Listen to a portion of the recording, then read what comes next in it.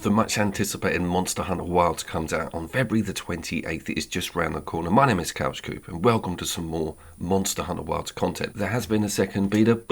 I'm going to take full advantage of that. There's a few new monsters in here and a particularly cool one.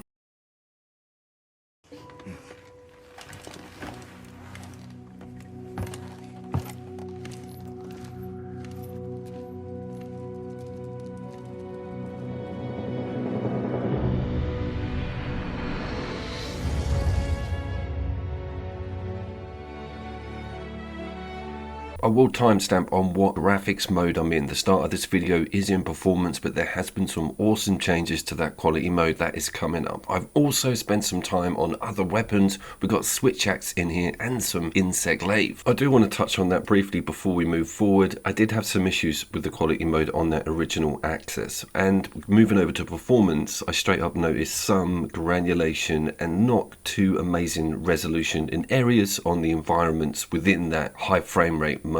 I say high frame rate in inverted commas, so I think we've had a bit of a situation here where the two roles have been reversed and now performance mode is the iffier of the two. But remember, this is still early access.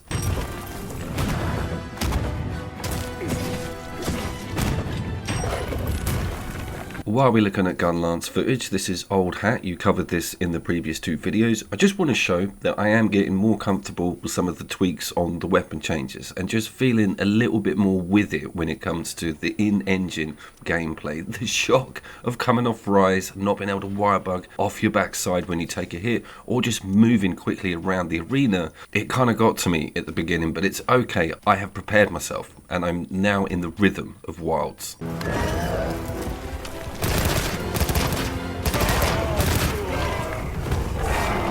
Let's have a look at one of the new guys for this second early access, and it is a classic from the previous games. The Rubber Flasher, he used to be known as amongst us friends, and he was an absolute nightmare. He has a fake death, and he also introduces you to proper incapacitation early on in those aforementioned previous Monster Hunters.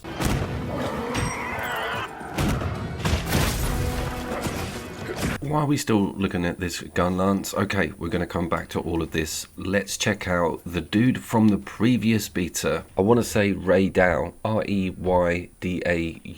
Dang, he was terrifying. But back then, I wasn't too familiar with some of the movesets or what this Wilds is really all about. And of course, making the change back from Rise. But I felt a little bit more confident with him this time round. And I could really appreciate what was going on in engine. Holy crap!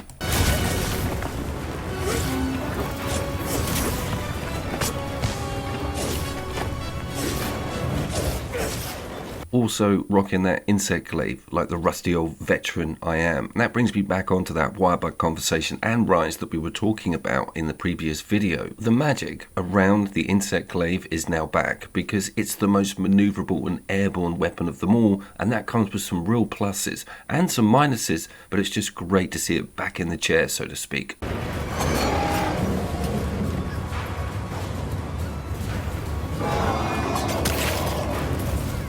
It's also quite good on getting the mounts with the jump opportunity, and that was clean forgotten by me because that wirebug sends you into a completely different mount system. So it's all back to that original Worlds model for Wilds, which is amazing, and as mentioned before, there is a rhythm to it. I wouldn't say this game was slower than Rise, it's just chunkier, if you know what I mean. Things have more gravitas and movement, and they feel a lot larger and real.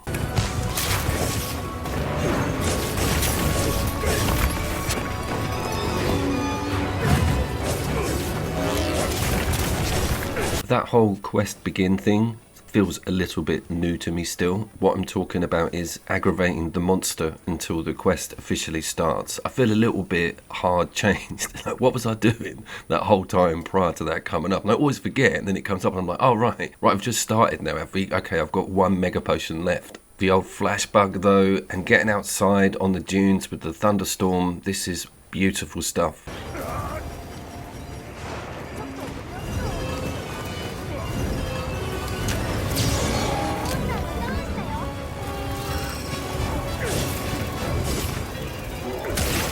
Danged if I could find where that orange colour is for the glaive, the third colour. I think it's his wing or tail, one of the two. It's very difficult. The head is always red. Everyone knows this, but I spent a long time just looking for it. And that's so distracting, isn't it, when you're supposed to be avoiding one-shot kill hits that are coming out this thing's head.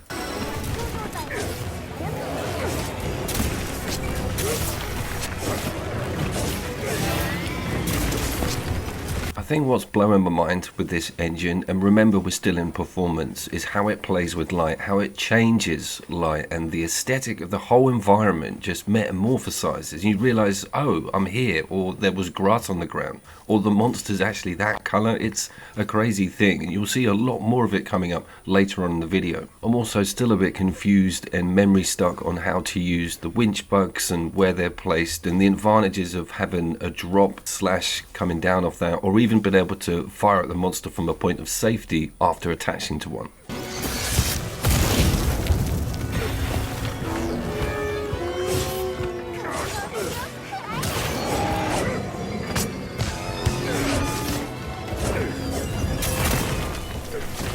This fight sort of goes out onto the meadows into some really broad, stark daylight. Seeing the vivid colours on this dude, the blues on the wings. It's amazing stuff if you're a big fan of the series, because this engine is making these monsters look incredible, and they're all brand new design. This is the first time we've really clapped eyes on this thing properly. I'm also starting to get my head around that wound system and target in it, and I see how that plays into the mounts. More importantly, it's very cool if you've got a precision weapon like a gun, because these things are very exposed wherever you are. They also gave us some rather nice sets to play around with within the tent on the Access, and they are the big worm monster coop. You've got to get these names sorted out. You've also got that bear as well. I'll show you that in a second. There's sort of a main setup, but this has got like little cobbler's anvils by the looks of it all over it. I'm already complete head over heels in love with these armor sets. We just don't have a photo mode yet. I'm having to do this all in game, and I imagine that depth of field, I can start mucking around and getting this stuff looking incredible. I will plug the Instagram account here. I wanted to talk about the paint system and how that's back. That might sound like a crazy one to you guys, because Worlds got rid of it. You had really good tracking with those special luminous flies, which you still have on this one technically.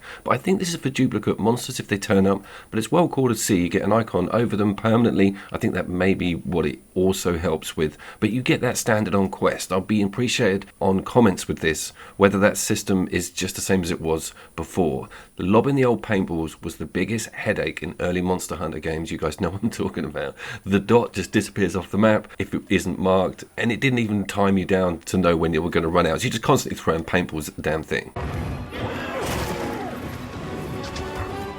Let's talk about the rubber flasher very quickly, because it's an old monster in a new engine, and that is blatantly obvious. The design of this dude is cool and coming up to over 10 years old, and some of the intricacies and just sheer modern aspects of the brand new monsters up against this dude does look a bit weird. But it's nice to have some nostalgia. I could have done with that toad. You guys know about the toad.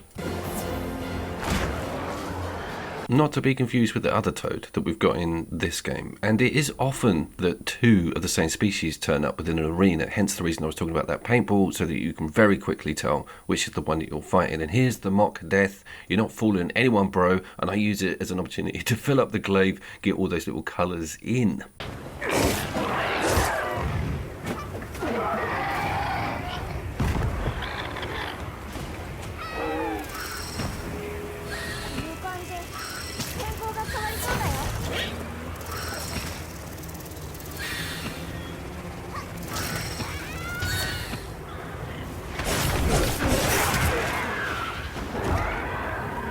And just briefly, because we are moving on to another monster and another mode now, this is one of the more striking environment change with that lighting included. It just blew my mind how different this interior and exterior section looked. It's a real joy to see so much realism around these monsters and have such an incredibly large map look like this all over it. It really is a step up from that last time we had access to it, I think.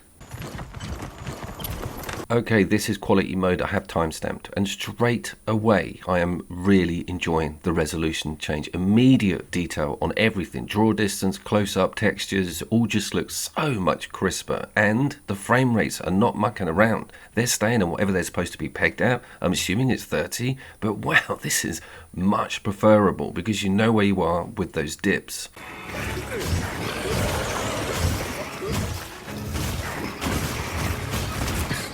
I was seeing them during the flasher fight, particularly when there was 2 on screen, and in performance mode I was gobsmacked, and that even happened outside as well. Let me know if you guys are seeing any performance issues in performance mode, and if you're playing this over on a pro, I imagine you've probably got nothing to complain about. PC owners though, oof.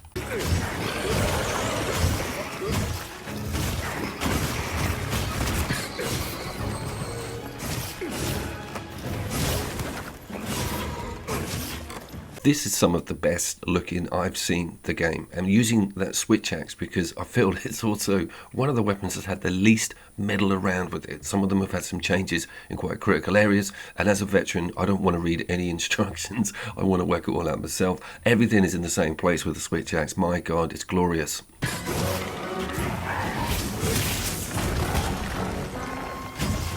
A few little tweaks on that transformation mode and some amazing effects when the vial empties out. There isn't that grab mount section that we saw in Rise with it, but I think that's incorporated into the official mount. It's probably just me being a bit of a noob. So we are joined with another toad here, and just back to that paintball thing, you are manually targeting the monster. You can click in a button and focus on what you're supposed to be attacking. So again, I'm not too sure what that system is there for. Please let me know in the comments if you've worked it out. This bit was a massive offender on the previous access within both modes. The water just seemed to set it off a little bit. I had a monster walking around in this prior to getting this footage, but this is without any major activity, and it does still look really good, and it is running loads better as I do that walk around. It was just getting the pans, it would stutter, and you just see some weird stuff going on with those reflections.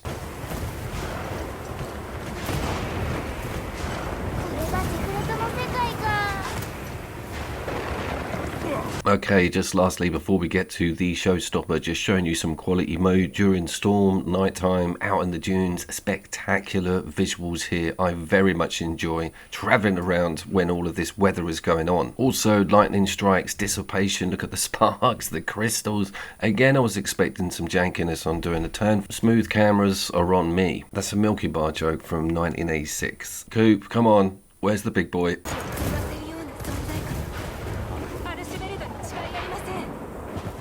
I think as much work goes into the swagger of these creatures and monsters as it does, you know, their attack patterns and visuals. Arkveld is pure nightmare fuel with whips. He metamorphosizes. The colours, the destruction, the dust, the particles, the boulders, the electricity. You cannot keep on top of it. Go in with your switch axe, Coop. It will be fine, mate. No shield, complete noob weapon. You'll be brilliant in this.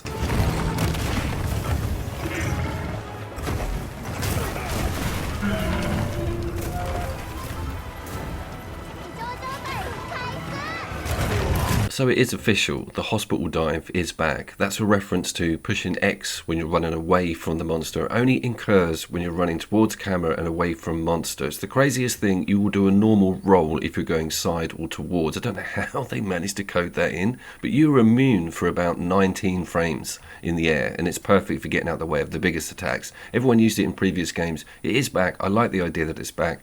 I'm also still muscle memorying on trying to get up off the ground with the wire bug. I despise lying there and taking that huge hit, but that's part of this setup with World and Wilds.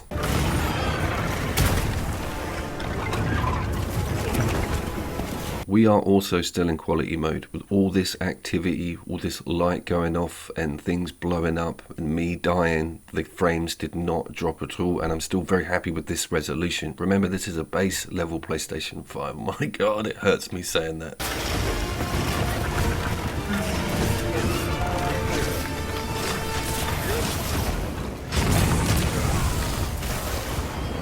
Went back to base to get my stuff together. I think this might be my last life. And the dude just turns up at the 10. He does not care. And also, you take clear amount of damage on a full block with his attacks. So this one is not an easy beast.